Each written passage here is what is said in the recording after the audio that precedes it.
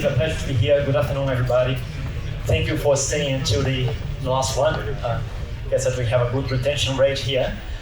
So what I'm going to present today is the work that we do at Q-CTRL to make quantum computing useful by the use of software. Right? So Q-CTRL is a company that was founded in Australia back in 2017 with a mission to make quantum technologies useful. Now we have offices in Los Angeles. I moved to Berlin, from Australia to Berlin 2.5 years ago to open our office in Germany, so it wasn't really kind of a big travel for me to come here. And recently also opened an office in the UK. But as I'm saying, what we do is that we develop infrastructure software. And what we mean by that? So if you think about the quantum computing stack, right, we've heard this in other talks. We have the hardware layer, so we have the qubits. We have the devices that are actually made. So we saw talk from Blake on IBM. We have at the very top people thinking about the algorithms and applications and so on. And again, we've heard multiple times today about the connection between this lower layer and the top layer and the importance of developing the software in between. And that's exactly what we focus on. And the focus that we have is on error suppression. It's really using techniques of control to minimize the errors in those systems. And this involves different levels on the layer there. We have to think about quantum error correction now in the future. We have hardware-aware quantum compilation. We have also what we call the quantum firmware layer, which is really thinking at the low-level implementation of the gates themselves, right? So this is where we sit. Now, because we connect the very bottom with the very top of that stack, we have a variety of partners and customers that we work with, right? So on the commercial side, of course, we work with people on the hardware side to actually implement those solutions on hardware. We have people that are thinking about applications, even people from consulting companies interested in quantum, and also a lot of customers on the academic side using some of our products and techniques in their day-to-day research. So in terms of products, so we are a software company. We have actually, again, because we connect those different layers of the stack, we also have different products focused on different markets and customers. So we have Black Opal, which is our educational platform.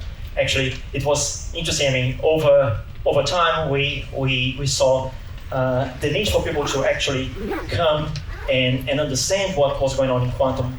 We see this audience, right? So we see I'm part of the 49% of the physicists, right? Also, I think that I tick the box of the management, so I'm partially guilty of the results of the survey with the demographics there. But anyway, so there's a big portion of people more from the computing science coming into quantum, and so Black Opal is our kind of entry stage in terms of educational platform. So the users actually tend to say that it's kind of Duolingo for quantum. It's very modular, and people can go at their own pace. Anyway, I'm not going to be talking about this today, but then we have another package, another product that's called bottleneck. This is for, let's say, the hardcore R&D people. That's people like that 49%, the physicists that are interested in optimizing their systems and looking at the low level. So it's a Python-based platform, software as a service, that you have all that you need in terms of tools to optimize, to simulate all of that. And then finally, we have Opal that's actually now looking more higher in the stack. When you're thinking about the people that are developing algorithms, they want to run something on the device, and they just want to get good results. They don't care if you're using lasers to perform your gates, if you're using microwave, whatever, right? So they want to put a gate there in their circuit, and they want it to work, right? So this is what we have here in Opal. So it's really kind of abstracting away the things that you can do at the device level. All right, so let me talk through Opal. The idea is to really run algorithms at the maximum performance that you can think of. And this has been tested by multiple partners there. So let me start with the motivation, right? So the motivation, as I mentioned in the beginning, and I told that a big part of what we do in that middle layer is error suppression. So the motivation for that is that really one of the big bottlenecks of the systems today is hardware errors, be it by the imperfect way that we build those devices or fundamental quantum reasons. The point is that hardware errors lead to failure when you're trying to execute algorithm. And what we have here on the right side is the example of a Grover search algorithm. At the top is a simulation. So if you know what Grover is trying to do, right? So it's trying to finding a needle in a haystack. This is of course a very small haystack here, but you're trying to find the needle, basically the bit string that encodes your answer. And this is the simulation this is executing on a device. This result is quite perhaps a couple of years old, but was 5 qubits, and you see that you don't really see the right answer here. And this is because of the errors that you have on the device. So our challenge and our goal in terms of software is really designing a software that can deal with this issue of errors, right? The other thing that we have to have in mind is that, it's not enough to just, for example, fix this Grover here with 5 qubits, for example, right? So we want to scale. We want to design solutions that can really kind of scale with the problem size. And also, as I said before, really abstract away this expertise for the end user. Right, so this is what we have in our pipeline. So this is now looking a little bit under the hood on what we developed, right? So if you think about it, we have on the left-hand side, you have the user that's going to send a circuit to run on the device, right? We are going to have as an input, could be a Q-CTRL circuit, could be a CASM file, right, that we accept here. And then we're going to go through multiple layers here where we are going to try to suppress noise wherever they occur.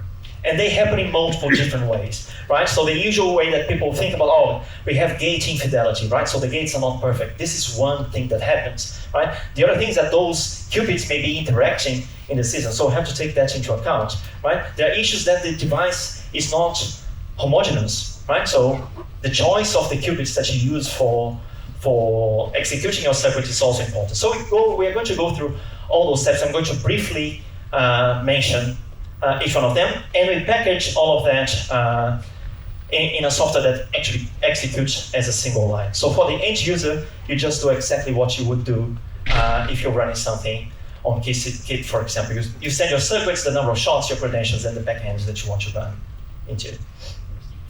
All right, so let's go step by step through this pipeline so that I can give you a bit of a taste of what's going on underneath. Well, the first one is, we've heard multiple times, but it's kind of the obvious things to do is to kind of compile the logical compilation on your circuit to reduce, for example, the number of 2-qubit gates that you have on that circuit, right? So those gates are the ones with the biggest errors, so we try to minimize that. So that's the first step that we need to do, is this logical compilation.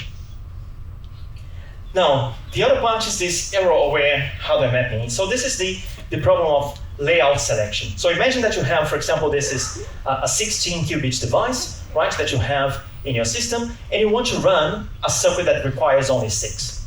So the question is, which 6 qubits should I be using, right? So that's the problem of layout selection. In this one, I'm giving an example that's very easy to understand, right? So here, for example, is the information on the error rate for the X90 gates, for the X gate on those qubits. And then you see that qubit 5 on that day was particularly bad, right? So if qubit 5 is bad, I should actually avoid that qubit. But that's kind of that would be obvious, right? So you look at that plot, say, okay, don't use 5, right? So in this case, for example, I would avoid this selection instead of this one, right? But of course, the situation is a lot more complex because not only you have to look at what the individual qubit errors are, but also like what the influence of the interactions that you have, and so on and so forth.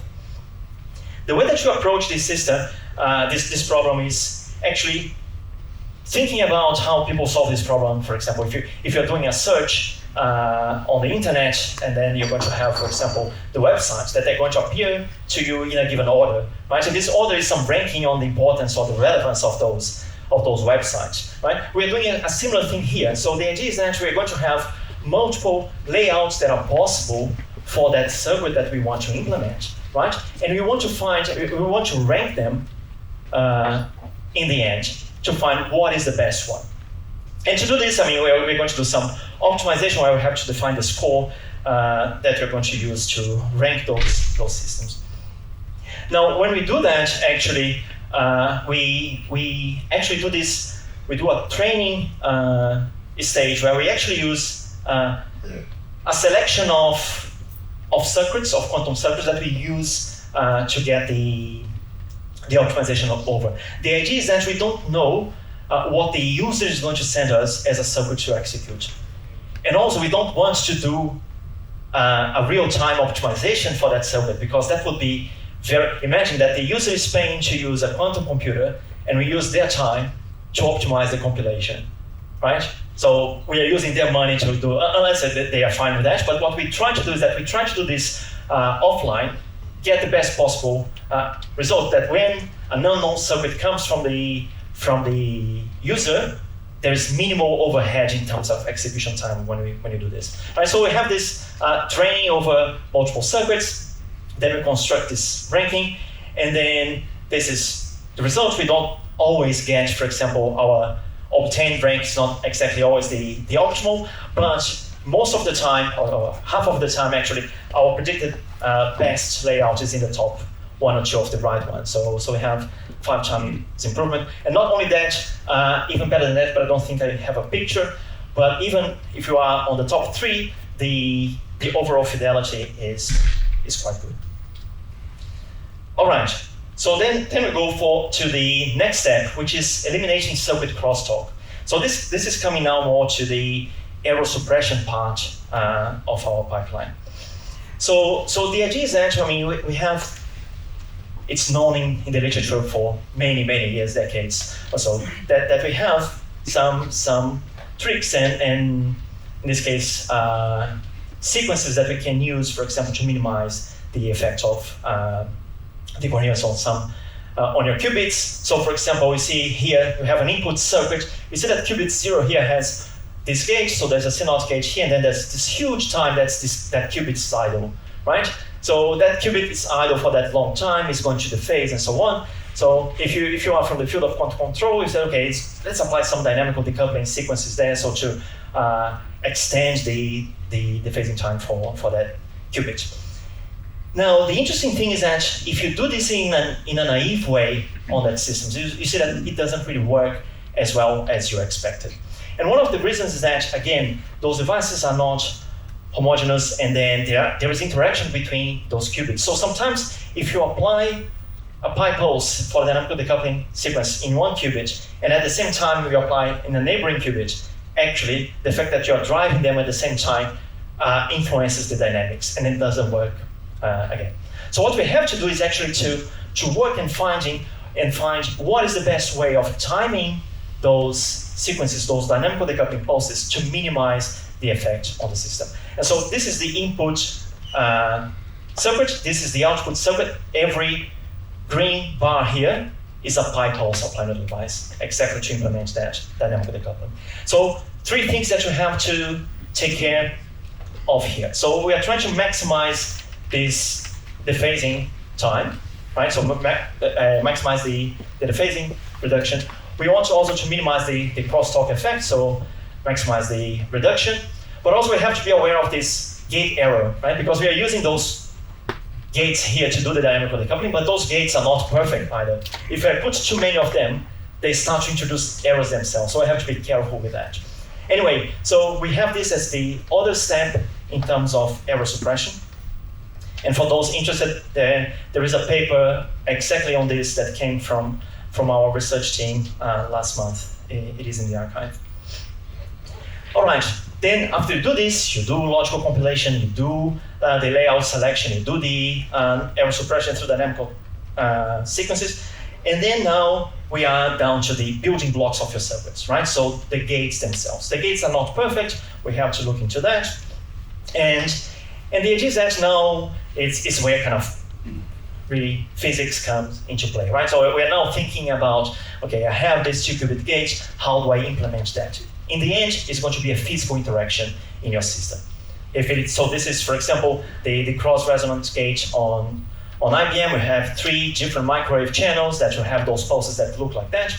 Now, what you can do is that you can actually modulate those pulses and try to modulate them in a way that you minimize the effect of noise, or you increase the robustness of those pulses, or even you try to make them faster, right? So depending on what you want to achieve with this design. So there are different ways of doing this, right? And this is, again, this is now coming back to physics. And right, I forgot, so I think it was Reda that mentioned that, I mean, the barrier from the physicist to non-physicist is the H-bar, right? Okay, so this is let's say that this is where the H-bar would appear, right? So I'm writing a Hamiltonian here. But the point is that we are going to have a gate, so that's where kind of the person designing the algorithm is going to send, is going to describe the system in terms of gates. We were using, for example, on the IBM Qiskit pulse that was available back then. I think that the paper is now almost 3 years old. And then it goes through something that I actually don't know. I have no idea what's going on inside of the IBM hardware. We know that there's going to be some waveform generator for the microwaves, there's going to be control lines, and then until it reaches the quantum system. But what we did, and then this is where kind of I connect this to our software package for the experts. We actually do this if you have a model of the system with the Hamiltonian that implements that gate, you can add noise processes, and this is actually quite easy to do in a package. You can create what's the target unitary that you want to execute. You know what your Hamiltonian is, and this Hamiltonian is going to be time dependent, so you can modulate, you can shape that, right? And you can also add constraints. You can actually tell, for example, that details of your control lines, the bandwidth limitations, and things like that. And so if your model is good, then you have this as your pulse you can implement, and you can make this robust. Now, the other thing that we also did, and that was a different paper, was actually in the situation that we did that work based on the model that worked brilliantly for single qubit gates. I was very excited. We went straight away to 2-qubit gates, and then we tried, it didn't work. We tried again, it didn't work ever.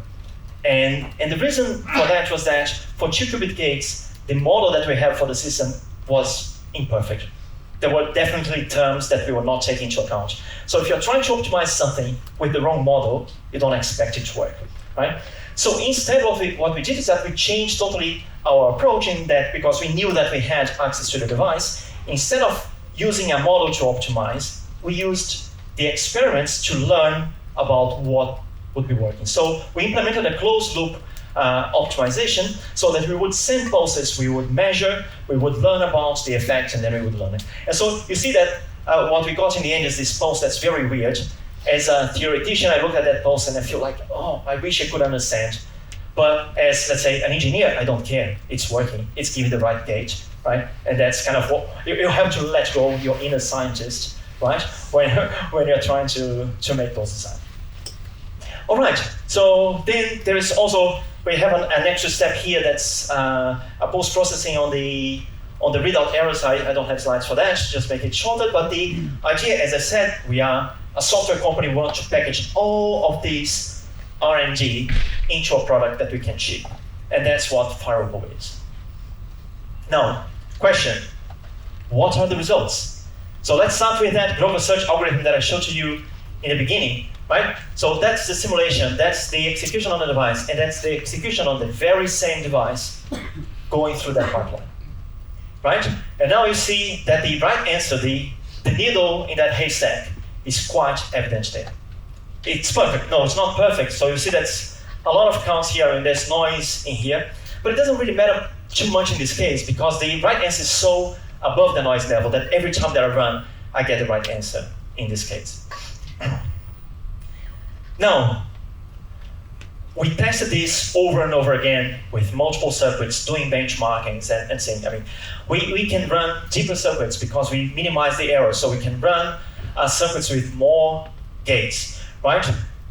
We also reduce the compute runtime, because what happens was the noise level is decreased, so you don't even need that many shots to get your statistics. You can run with less shots and get the same results.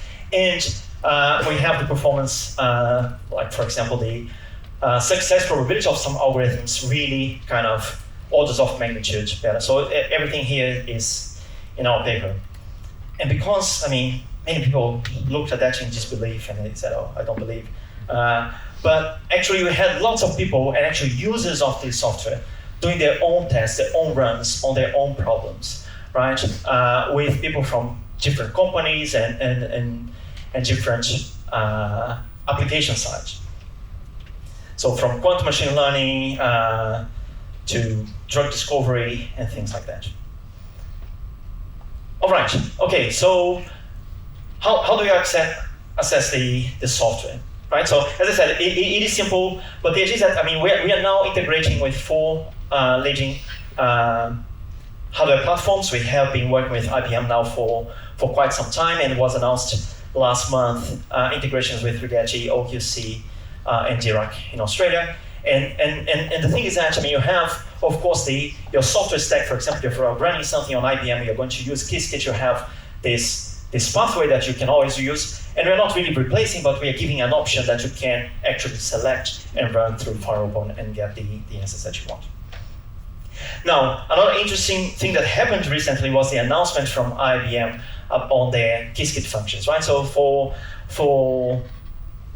the IBM Quantum platform now, there is a possibility of integrating with software vendors, and Q-CTRL has 2 functions there.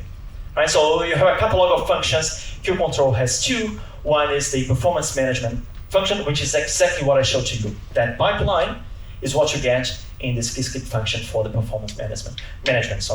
So if you have access to IBM Premium device, you can actually also have access to that. And feel free to contact me if you're interested in that. And also we have another one that's an optimization solver that I'm going to come to that just now. So in terms of use, invoking Qiskit functions is really easy. You have your catalog, you can just look at one of the Q-CTRL ones that you want to use. In this case, it's optimization solver. That in this case, you have to define what's your objective function and then you just run it. So it's pretty simple to do that. All right, so let me come then to this optimization function, because this it is separate from that pipeline that I showed you, even though the spirit is kind of the same.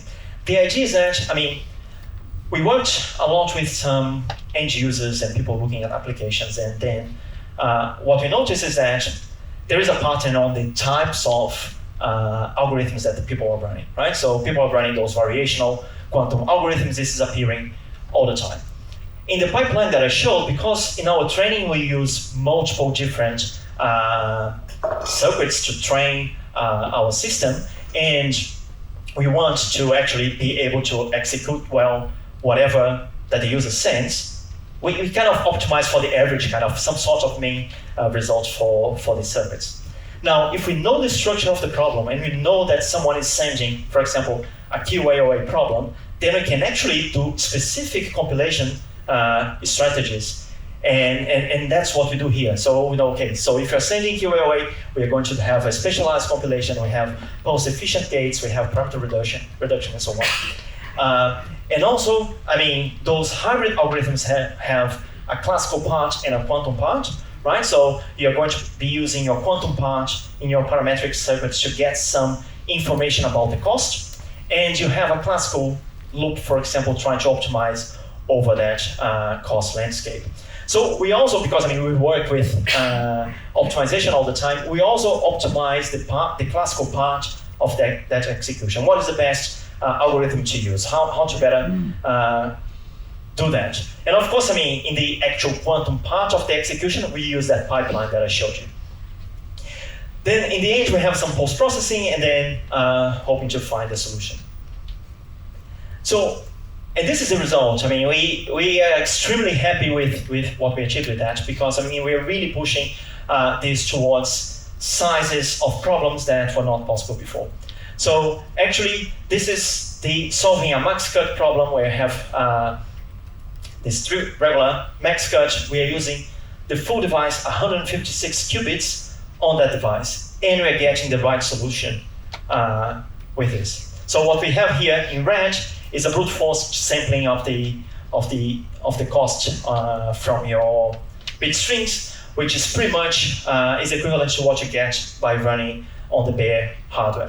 And what we have on the right here is the solutions that we get. You see that we have this, not only the distribution shifts towards the maximum value, which is actually, I forgot to put, but it's basic, it's 210 in this case, it's here, so we reach. So we get a fair amount of the solutions actually getting that. So the approximation ratio that we get is 100% in this case. Now, so this means that we, by combining our software with the IBM devices, we can actually go all the way to those large problems, over 156 qubits that you can't really get otherwise. Now, the other thing that we did as well in this very same paper was to look at, instead of using this quadratic optimization, we looked at higher order binary optimization. Here we took a paper, I think it was from Los Alamos, that they were looking at this spin glass Hamiltonian and trying to do minimization on that, which is actually what people use, for example, annealing systems to do. And what we got here actually is that we were able to solve this minimization problem and actually get the answer and beat the annealing systems as compared to the published results at the time. Now, what this allows us to do, and then that's coming back to kind of the application side, this really unlocks the kinds of problems that you can achieve in terms of applications and end users. And we have been very privileged to work in a variety of contexts here. So we worked with the Australian Army, with Transport for New South Wales, also in Australia. And now we have a project with Network Rail and the Department for Transport in the UK looking at train scheduling. But all those problems they are problems of combinatorial optimizations that we use QoA to solve. Depending on the problem, some of those problems are extremely kind of complicated, complex, lots of constraints. This one with the Army was very interesting. They have this exercise that they have every second year. They have a training area and they have to deploy from 2 different bases, and then they have trucks, they have cars and so on. They say, okay, yeah, they have to arrive in a given order because we don't want the troops to arrive and they don't have equipment to build. We don't want the equipment to arrive before because they'll be sitting there. So they have an order. They also don't want, for example, the trucks to go through school zones, or they cannot be in front of other vehicles, otherwise they slow them down. So it's a very complicated problem, but one that we managed to actually solve. We don't beat, right? So we don't have quantum advantage or distance advantage in this case, right? So it's not better than the best classical algorithm, but it is already showing some interesting aspects because, so what you have, I mean, we know that when you're solving those combinatorial optimization problems, they're hard to solve. But they're hard to solve if you're trying to solve it exactly, right? It scales badly, right?